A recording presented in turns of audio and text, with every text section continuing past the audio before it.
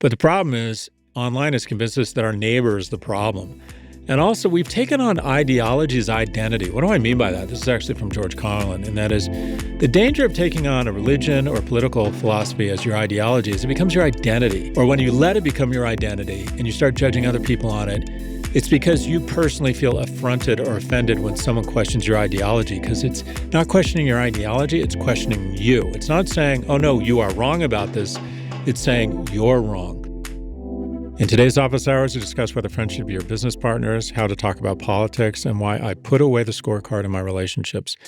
Question number 1. Our first question comes from Silly Emu 8312 on Reddit. They say, everyone always says, don't start a business with family and friends. What's your realistic opinion on this? For context, I own some multifamily real estate with one of my oldest friends, and it's gone smoothly for over 4 years. Yeah, they say don't start businesses with friends. I have always started businesses with friends. Although some of the businesses I've started, I've ended up becoming friends with the senior people in the company, but I have started businesses with friends. I started my first business with a good friend from business school. I started my business Profit with my friend Lee Lotus. So I violated that rule. Look, I think it's situational. I think family is a different ball of wax. I'm not sure I'd ever want to work with my wife or my family, because if things don't go well, it kind of ruins Thanksgiving. That's a lot of eggs in one basket. I know Michael and Cass Lazaro started a company called Buddy Media, and I'm like, a married couple who works together? Jesus Christ. That's God. I can't imagine that. But I think starting a business with friends, I err on the side of I think it's a good idea, because one of the keys to partnerships is being generous. At some point, you're going to add more value to the business than your partner, and at some point, they're going to add more value than you. The problem is you tend to inflate your own contribution and diminish theirs. And if you aren't generous with that person, you start complaining or bitching that you should be getting more, and it creates tension.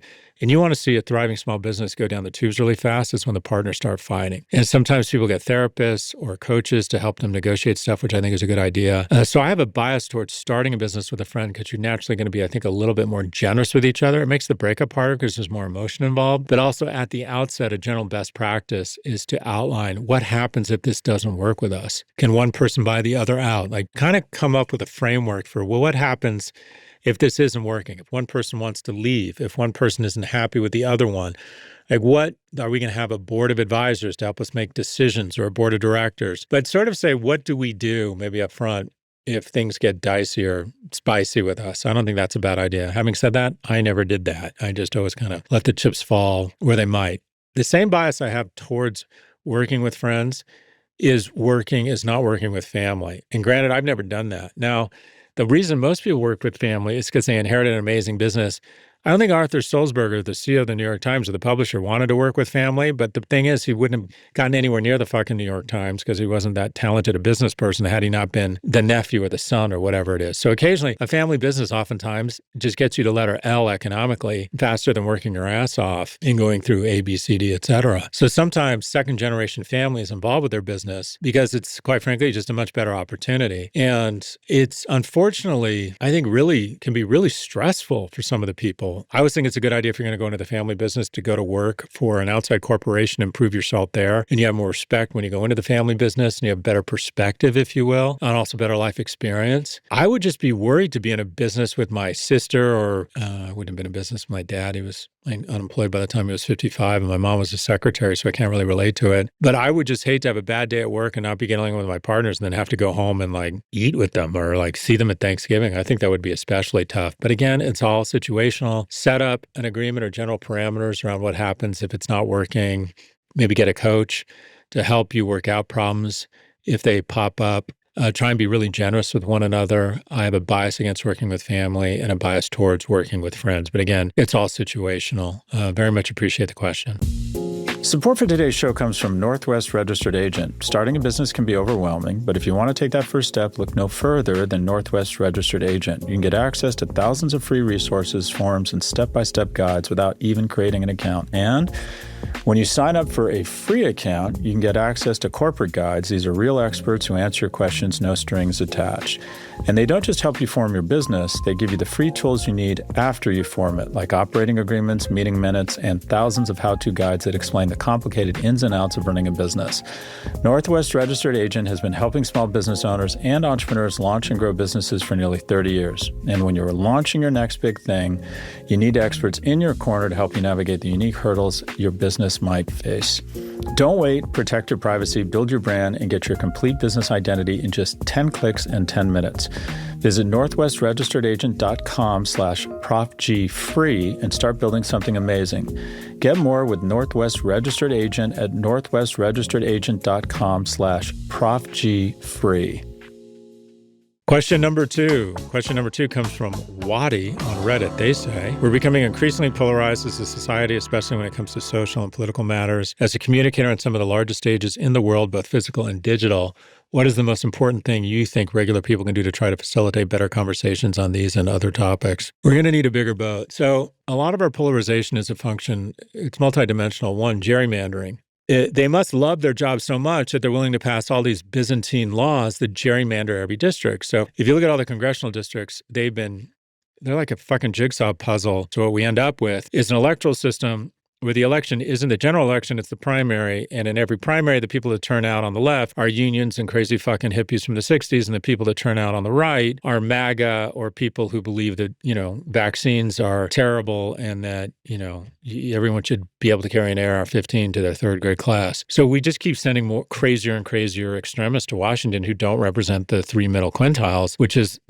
60% of America. So we're divided politically. More than anything, though, I don't think we're as divided personally as the people who are trying to divide us, specifically technology that sees a profit incentive in polarizing us. Why? Because as soon as we figure out your politics, send you far left, far right, and then make you more sensitive and inspired and tickle your sensors when, AOC destroys Ted Cruz, but if you're someone else, Ted Cruz destroys AOC, creates more comments, keeps you engaged, enragement equals engagement, which equals more Nissan ads, which equals more shareholder value. So these algorithms have a vested interest in dividing us and elevating content. It's divisive because it gets the most engagement. And also, I think generally speaking, people are anxious. They feel more economically anxious and more likely to be angry at one another. So we're divided politically. We're divided technologically online, where we're spending more and more time in an environment that divides us. If you go out in the real world, and this is the shame about AI, if AI were crawling the real world, it'd be a much better place because people in general are lovely. I did live in Delray Beach, which was kind of a purple district, and I had a lot of friends that were Republicans. And, well, isn't that bigamy?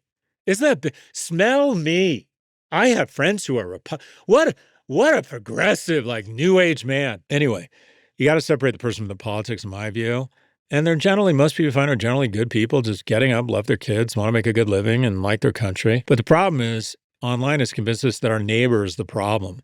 And also, we've taken on ideology's identity. What do I mean by that? This is actually from George Carlin, and that is the danger of taking on a religion or political philosophy as your ideology is it becomes your identity. Or when you let it become your identity and you start judging other people on it, it's because you personally feel affronted or offended when someone questions your ideology, because it's not questioning your ideology, it's questioning you. It's not saying, oh, no, you are wrong about this. It's saying you're wrong. So I just think it's dangerous to attach your political ideology to yourself as an identity. So I, quote unquote, identify as a center-left. I'm a right of center-left Democrat, but it's not my identity. And I don't want it to be. And I'm trying really hard not to immediately kind of check up and think someone's an idiot because they start with their Republican talking points. And I have found it has unlocked a lot of relationships for me. I just have an easier time, and I don't want to be that judgmental. So we're divided technologically, we're divided electorally, and we're also, I think, anxious and looking for people to blame, especially young people who get radicalized online and then are served up content that says, you're not to blame, immigrants are to blame for your economic problems, and we're to blame for your romantic problems. So I think there's a lot of factors at play dividing us. Some solutions. One, turn down the heat. Personally, just try and show more grace. Don't engage in online. I don't respond to comments anymore.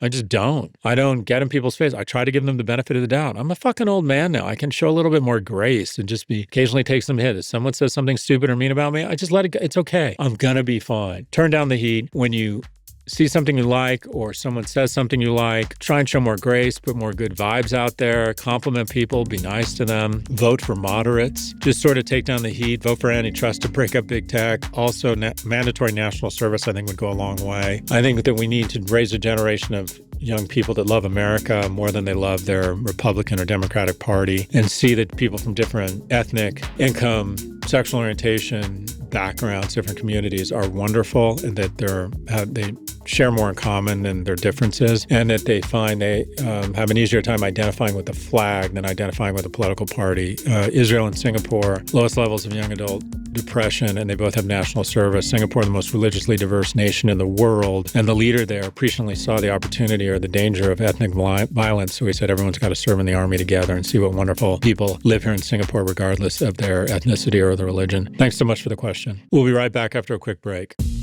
Support for today's show comes from Northwest Registered Agent. Starting a business can be overwhelming, but if you want to take that first step, look no further than Northwest Registered Agent. You can get access to thousands of free resources, forums, and step-by-step guides without even creating an account. And when you sign up for a free account, you can get access to corporate guides. These are real experts who answer your questions, no strings attached. And they don't just help you form your business, they give you the free tools you need after you form it, like operating agreements, meeting minutes, and thousands of how-to guides that explain the complicated ins and outs of running a business. Northwest Registered Agent has been helping small business owners and entrepreneurs launch and grow businesses for nearly 30 years. And when you're launching your next big thing, you need experts in your corner to help you navigate the unique hurdles your business might face. Don't wait, protect your privacy, build your brand, and get your complete business identity in just 10 clicks and 10 minutes. Visit northwestregisteredagent.com/Prof G free and start building something amazing. Get more with Northwest Registered Agent at northwestregisteredagent.com/Prof G free. Welcome back. On to our final question, which also comes from Reddit. Aria1010 asks, hello.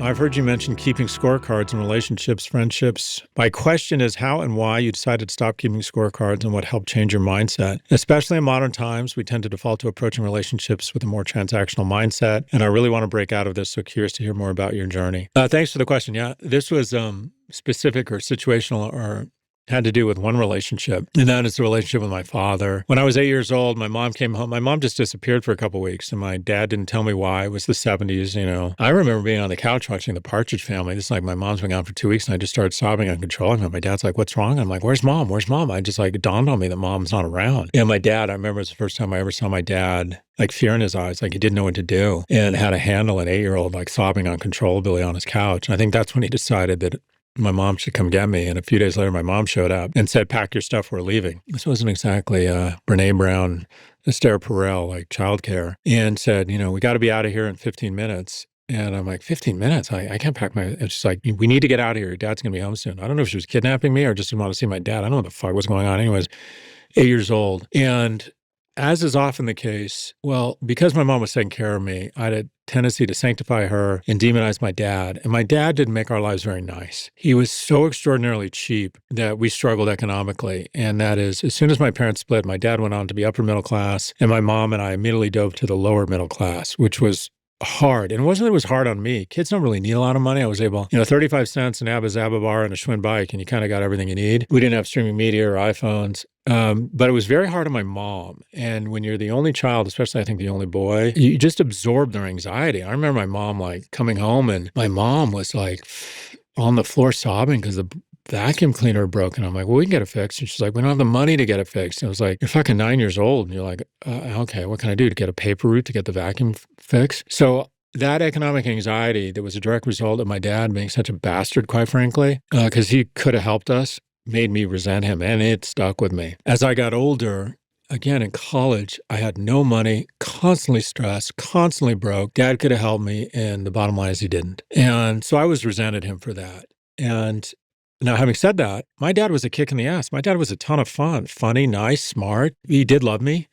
He would make an effort. He'd be in town, and he would take me to movies and stuff. So he did try. And when my mom passed away, I think my resentment towards him grew, and I would go months, and I think one time a year without speaking to him. And he didn't really know what was going on, but didn't have the presence to try and figure it out. And then I just sort of decided that I wanted to have my father in my life, and that I decided to focus on the good things. And rather than having a scorecard and thinking, okay, he did X amount, he gave me X amount of love, I'm only going to give him X amount of love, I said, well, what kind of son do I want to be? And the reality is I wanted to be a loving, generous son. And I was going to hold myself to that standard and just put away the scorecard. And that was such an enormous unlock for me, because I think about what kind of boss do I want to be? If I pay someone more than they're earning, I used to think younger, that pisses me off. They worked here for a year, I paid them a shit ton of money, and they added no fucking value. I hate that person. Now it's like, if you are a boss and people get more out of working for you than maybe you get out of them, or you pay them above market, that's a win. That's a victory. If you're a better spouse if it is really hard for your spouse to figure out ways to be as good to you as you are to them, that's a win. That's the whole fucking shooting match. That's what it means to have kids. I hope at some point my kids level up what I've done for them. It's going to take a while. I've invested a lot in my kids. I always tell them you're negative surplus value. So approaching relationships from the mindset of always wanting to have surplus value and say, okay, what kind of boyfriend do I want to be? What kind of son do I want to be? What kind of employer do I want to be? What kind of investor do I want? I used to get mad at CEOs of companies I invested in and lost money. Now I'm like, no, I want to be a magnanimous, generous, supportive person. I've been on the board of a lot of companies I'm invested in where they fucked up and lost all my money, and I try to be now, like, it's no problem. You're going to get back up. This is great.